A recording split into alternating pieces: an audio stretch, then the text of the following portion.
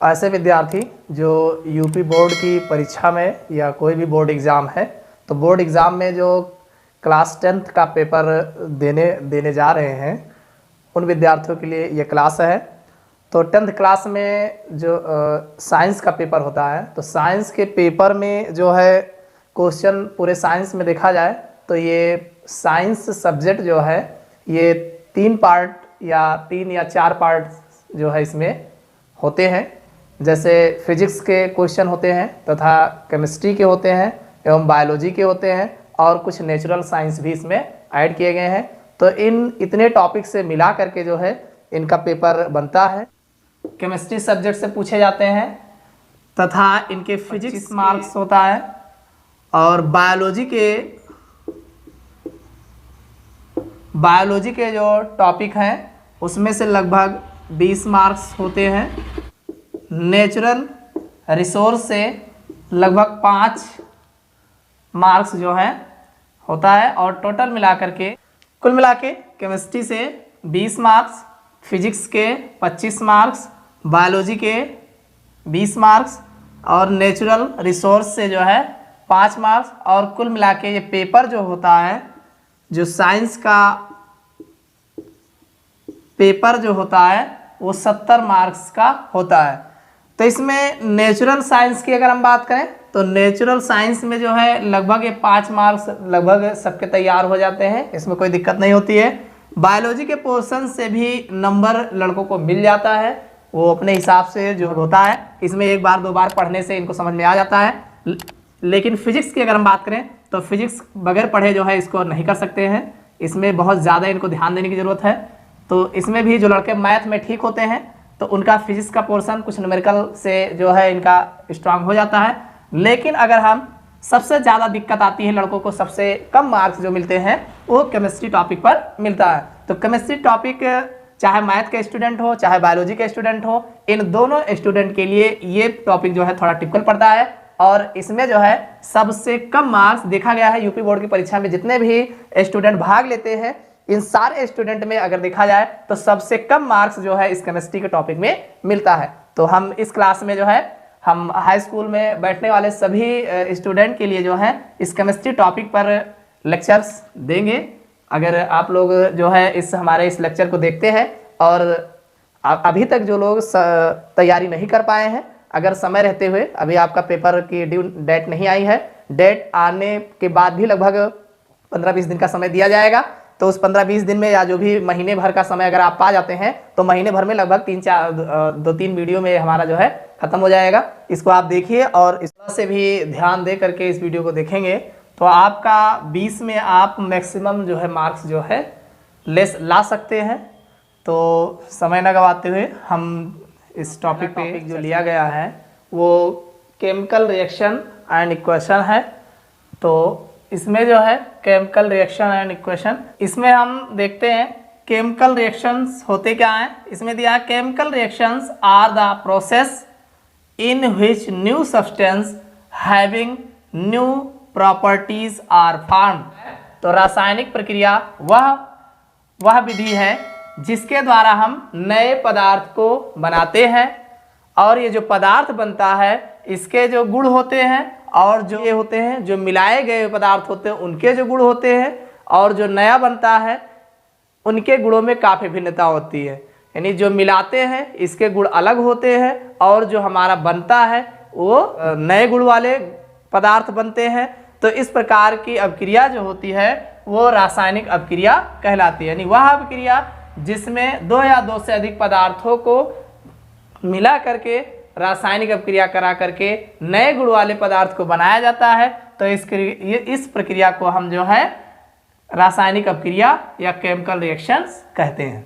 NaOH plus HCl इन दोनों को मिलाएंगे तो हमें जो बनेगा इधर का Na इधर का Cl, भाई Na जो होता है इस पर प्लस चार्ज और OH पर नेगेटिव चार्ज, इसी प्रकार से HCl में H प्लस चार्ज और Cl नेगेटिव चार्ज, इनका पॉजिटिव जो है इनका नेगेटिव और इनका पॉजिटिव इनका नेगेटिव। भाई देखा जाए तो Na के ऊपर धन आवेश 1 लगता है और OH के ऊपर 1 ऋण आवेश। तो अगर हम इन दोनों को मिलाएंगे तो NaCl प्लस H2O। अगर देखा जाए तो ये है सोडियम हाइड्रोक्साइड, सोडियम हाइड्रोक्साइड, और ये है हाइड्रोक्लोरिक अम्ल एसिड, और जो बन रहा है सोडियम क्लोराइड, सोडियम क्लोराइड, और ये वाटर है, जल है। कहने का मतलब ये है कि सोडियम हाइड्रोक्साइड ये स्ट्रॉन्ग बेस है, स्ट्रॉन्ग बेस क्षार है, और HCl जो है स्ट्रॉन्ग एसिड है, स्ट्रॉन्ग एसिड, और सोडियम क्लोराइड ये एक प्रकार का साल्ट है और ये जल है।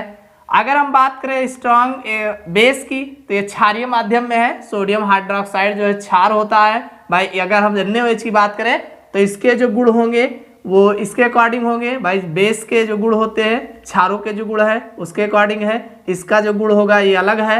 HCl की बात करें ये अम्ल है, स्ट्रॉन्ग अम्ल है, तो अम्ल भाई अम्ल का गुण अलग होता है, अम्ल की प्रॉपर्टी चेंज होती है। अब जो नया इन दोनों को आपस में हम मिलाते हैं, अब क्रिया कराते हैं, तो नया जो बना है सोडियम क्लोराइड, भाई सोडियम क्लोराइड साल्ट है, तो साल्ट जो होता है साल्ट के गुण अलग है और ये वाटर है। तो कहने का मतलब जब दो या दो से अधिक पदार्थों को आपस में मिलाते हैं तो जो नया बनता है, तो नए गुण वाला जो पदार्थ बनता है, तो इस प्रकार के अपक्रिया को हम रासायनिक अपक्रिया। रासायनिक अपक्रियाएं लिखी कैसे जाती हैं? राइटिंग ए केमिकल इक्वेशन, यानी रासायनिक अपक्रिया को हम किस प्रकार से लिख सकते हैं? तो लिखने के लिए है जैसे मान लीजिए A और B हम मिला रहे हैं और मिलाने के बाद हमें जो प्रोडक्ट बन रहा है C प्लस D बन रहा है, इसको हम रिएक्टेंट बोलते हैं, रिएक्टेंट। और जो हमारा बनता है तीर के आगे इसे प्रोडक्ट बोला जाता है, प्रोडक्ट या जिसे उत्पाद कहते हैं। और जो लिया जाता है इसे हम अभिकारक कहते हैं, अभिकारक।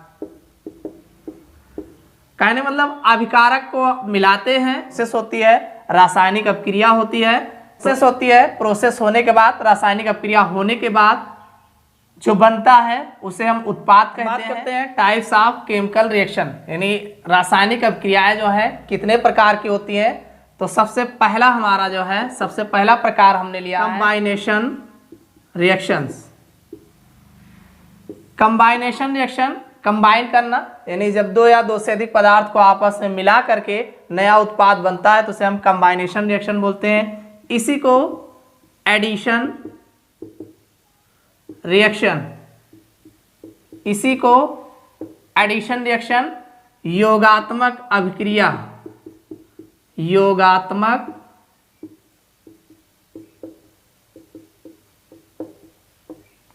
अभिक्रिया यानी एडिशन रिएक्शन, योगात्मक अपक्रिया भी कहते हैं। हम बात करते हैं कंबाइनेशन रिएक्शन या एडिशन रिएक्शन होते क्या हैं? तो those chemical reactions in which two or more substance combined to form a single substance are called combination reaction. कहने का मतलब जब हम दो या दो से अधिक पदार्थ को आपस में मिलाते हैं और रासायनिक अपक्रिया होती है, तो रासायनिक अपक्रिया के फलस्वरूप हमें जो उत्पाद प्राप्त होता है, यानी एक उत्पाद बनता है, तो इस प्रकार की अपक्रिया को हम कंबाइनेशन रिएक्शन कहते हैं। भाई दो या दो से अधिक पदार्थ को आपस में मिलाओगे और मिलाने के बाद जब एक प्रोडक्ट हमें प्राप्त होगा, तो दो मिलाए थे एक बना, तो भाई योग हुआ ना, एक भाई दो मिलाए, दो पदार्थ आपस में मिलाए और एक उत्पाद बना, तो इसे हम योगात्मक अपक्रिया या जो है एडिशन रिएक्शन या कंबाइनेशन रिएक्शन कहते हैं। जैसे सपोज करिए H2 plus Cl2 gives out 2HCl। अगर देखा जाए तो योगात्मक अपक्रिया में H2 ये हाइड्रोजन है, हाइड्रोजन गैस है, और Cl2 भी गैस है, और हाइड्रोक्लोरिक अम्ल जो है ये भी अगर देखा जाए तो ये भी अम्ल होता है, लेकिन यहाँ पे गैसियस फॉर्म में है। तो भाई एक आपका हाइड्रोजन हो गया और दूसरा क्लोरीन हो गया। हाइड्रोजन और क्लोरीन को जब मिलाएंगे तो एक एक हाइड्रोजन और एक क्लोरीन, भाई ये H2 मॉलिक्यूल्स है, हाइड्रोजन मॉलिक्यूल्स है, मॉलिक्यूल्स है, और ये क्लोरीन मॉलिक्यूल्स है, क्लोरीन मॉलिक्यूल्स है।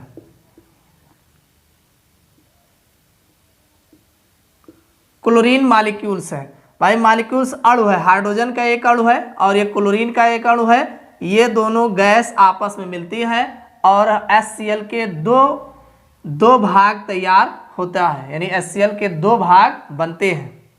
इसी प्रकार अगर देखा जाए तो ये सोडियम है, इसके 2 भाग हैं, तथा ये Cl2 है, क्लोरीन एक अणु है और दोनों आपस में मिलते हैं तो ये NaCl बनाते हैं। तो ये भी योगात्मक अपक्रिया के, यानी ये अपक्रिया जो है योगात्मक अपक्रिया कहलाती है, योगात्मक अपक्रिया कहलाती है। यानी जब 2 या 2 से अधिक पदार्थों को आपस में मिलाते हैं और एक उत्पाद बनता है तो इस प्रकार की अपक्रिया को हम योगात्मक अपक्रिया कहते हैं। अगला रिएक्शन है डिकम्पोजिशन रिएक्शन। डिकम्पोजिशन, डिकम्पोज होना यानी टूटना। जब एक मॉलिक्यूल्स कोई हो और एक मॉलिक्यूल्स 2 या 2 से अधिक पदार्थों में विघटित होता है तो इसे हम डिकम्पोजिशन रिएक्शन कहते हैं, या इसी को कहते हैं विघटन अभिक्रिया। विघटन अभिक्रिया, विघटन अभिक्रिया। विघटन अभिक्रिया क्या है कि those reactions in which a single reactant, यानी वह अभिक्रिया जिसमें एक सिंगल पदार्थ स्प्लिट अप टू गिव 2 और मोर प्रोडक्ट्स, यानी या जो है विघटित होकर रिएक्शन कर करके 2 या 2 से अधिक उत्पादों में टूटता है तो इस अपक्रिया को हम कार्ड डिकम्पोजिशन रिएक्शन, यानी डिकम्पोजिशन रिएक्शन कहा जाता है। जैसे सपोज करिए CaCO3, इसका नाम है कैल्शियम कार्बोनेट, कैल्शियम कार्बोनेट। ये जो है इसको जब गर्म किया जाएगा, इसको गर्म करेंगे, हीट करेंगे तो ये डिकम्पोज होगा और ये जो है CaO plus CO2, CaO solid होगा और CO2 जो है ये गैस होगा, लाइमस्टोन।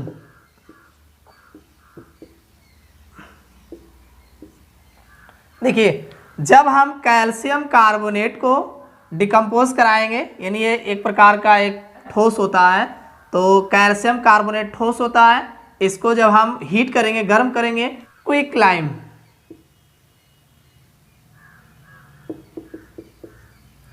यानी इसमें से CO2 गैस जो है बाहर निकलती है और हमें CaO जो है क्विक लाइम जो है प्राप्त होता है। दूसरा रिएक्शन है 2KClO3, इसको हम हीट करेंगे तो 2KCl प्लस 3O2, यानी ये पोटेशियम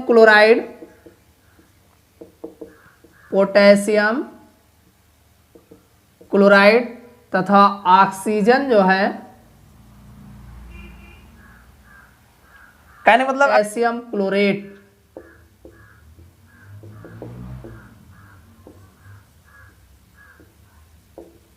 अगर हम पोटेशियम क्लोरेट को गर्म करते हैं तो पोटेशियम क्लोराइड तथा ऑक्सीजन प्राप्त होता है। इन दोनों अपक्रिया में एक चीज कॉमन है कि जब एक पदार्थ, एक रिएक्टेंट को जो है गर्म किया गया तो इसमें 2 प्रोडक्ट बना, यानी कहने मतलब 2 प्रोडक्ट प्राप्त होता है। तो 1 से 2 का बनना भाई विघटित होना, 1 से 2 हो गया तो विघटित हो गया ये। यहाँ पर भी KCl जो है एक ही रिएक्टेंट लिया गया था और गर्म करने पर जो है KCl तथा O2 बनता है, तो यहाँ पर भी 1 लिया गया है और 2 प्रोडक्ट प्राप्त होता है। तो इस प्रकार की अपक्रिया डिकम्पोजिशन रिएक्शन। अगला रिएक्शन हमने लिया है डिस्प्लेसमेंट रिएक्शन, यानी इस डिस्प्लेसमेंट रिएक्शन को हम विस्थापन अभिक्रिया, विस्थापन अभिक्रिया के नाम से भी जानते हैं। विस्थापन अभिक्रिया क्या है? Those reactions in which one element takes the place of another elements in a compound are called displacement reaction. कहने का मतलब वह अभिक्रिया जिसमें एक एलिमेंट्स को दूसरे एलिमेंट्स द्वारा जो है उसको विस्थापित कर दिया जाए, तो इस प्रकार की अभिक्रिया को जो है हम डिस्प्लेसमेंट रिएक्शन कहते हैं। जैसे सपोज करिए ये मान लीजिए हमारा एक रिएक्टेंट है AB और अगला रिएक्टेंट ये C जो है, भाई ये भी रिएक्टेंट है। तो इसमें होता क्या है कि हमने रिएक्टेंट 2 लिया है। रिएक्टेंट अगर देखा जाए तो रिएक्टेंट हमने 2 लिया है, एक AB लिया है और एक C। अब होता क्या है कि ये C जो है B को यहाँ से विस्थापित कर देता और इसके स्थान पर अपना आ जाता है। तो जो हमारा प्रोडक्ट बनेगा AC plus B, AC plus B। तो कहने का मतलब ये है कि जब इसमें एक अभिकारक को कोई दूसरा अभिकारक जो है विस्थापित कर देता है, यानी एक अभिकारक में से कुछ को जो है विस्थापित कर देता है और उसके स्थान पर स्वयं बैठ जाता है, तो इस प्रकार की अभिक्रिया को जो है विस्थापन अभिक्रिया या डिस्प्लेसमेंट रिएक्शन कहा जाता है। अगर एग्जाम्पल्स की बात करें,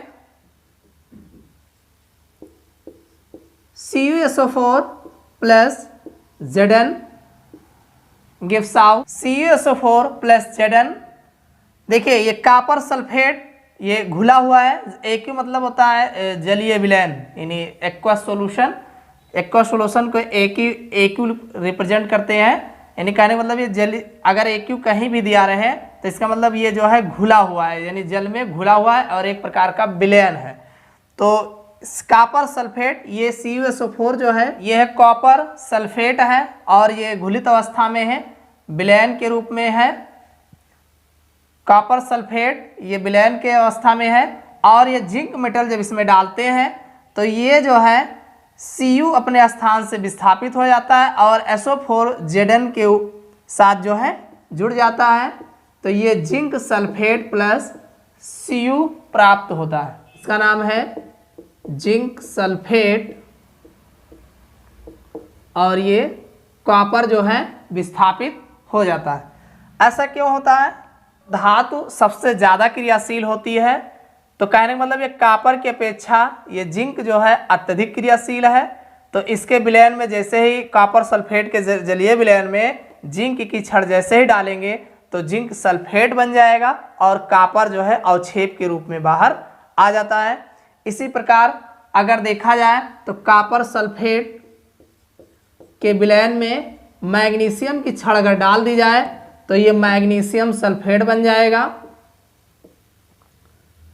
मैग्नीशियम सल्फेट बनेगा और ये कॉपर जो है विस्थापित हो जाता है। अगला रिएक्शन हमने लिया है डबल डिस्प्लेसमेंट रिएक्शन, यानी द्विविस्थापित अपक्रिया। इसको हम कह सकते हैं द्विविस्थापित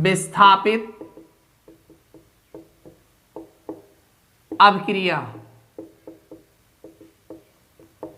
ये द्विविस्थापित अपक्रिया क्या है? इसमें दिया है कि those reactions in which two different reactant, यानी ऐसी अपक्रिया जिसमें जो दो अलग अलग प्रकार के रिएक्टेंट लिए हों, एक्सचेंज विद, और दोनों रिएक्टेंट आपस में जो है अदला बदली कर रहे हो, एक्सचेंज कर रहे हो, दियर आयंस वो आयनिक फॉर्म में, एंड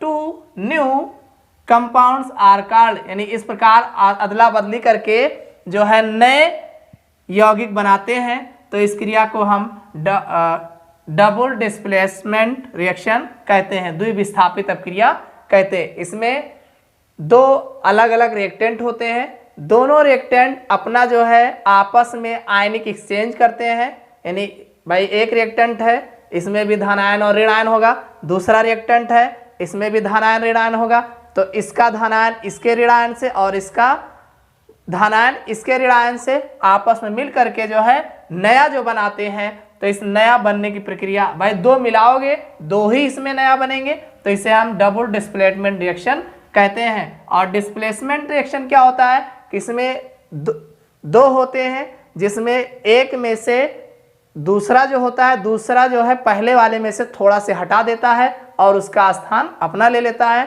तो दो मिलाते हैं तो उसमें भी दो बनता है, इसमें भी दो मिलाया जाता है। बात इसमें डबल डिस्प्लेसमेंट में क्या होता है कि दोनों बराबर के मात्रा में विस्थापित होते हैं, यानी इसका भी आधा इसमें जाएगा और इसका आधा इसमें आता है।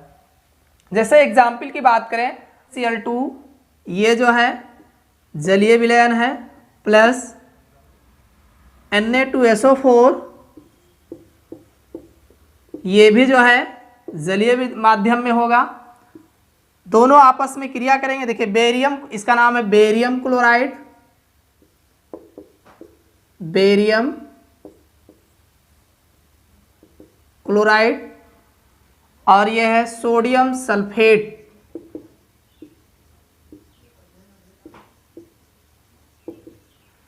बेरियम क्लोराइड की अगर हम बात करें तो ये Ba2+ चार्ज होगा और ये 2 Cl negative charge. Sodium sulphate की बात करें तो इसमें 2 Na+ चार्ज होगा और ये SO4 2 नेगेटिव चार्ज होगा। तो इसका धनावेश और इसका ऋणावेश आपस में जोड़ देंगे तो ये हमारा बन जाएगा NaCl, जिसका नाम है सोडियम क्लोराइड,